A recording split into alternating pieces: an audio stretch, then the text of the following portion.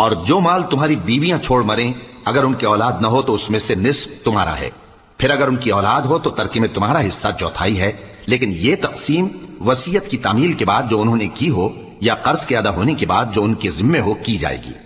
اور جو مال تم مرد چھوڑ مرو اگر تمہاری اولاد نہ ہو تو تمہاری بیویوں کا اس میں چوتھا حصہ ہے، پھر اگر تمہاری اولاد ہو تو ان کا 8واں حصہ ہے۔ یہ حصے تمہاری وصیت کی تعمیل کے بعد جو تم نے کی ہو اور ادائے قرض کے بعد تقسیم کیے جائیں گے۔ اور اگر ایسے مرد یا عورت کی میراث ہو جس کے نہ باپ ہو نہ بیٹا مگر اس کے بھائی یا بہن ہو تو ان میں سے ہر ایک کا 6واں حصہ ہے، اور اگر ایک سے زیادہ ہوں تو سب 1/3 میں شریک ہوں گے۔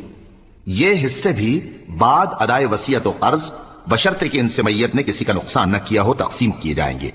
یہ اللہ کا فرمان ہے اور اللہ نہایت علم والا ہے، بردبار ہے۔ یہ تمام احکام اللہ کی حدیں ہیں، اور جو شخص اللہ اور اس کے پیغمبر کی فرمان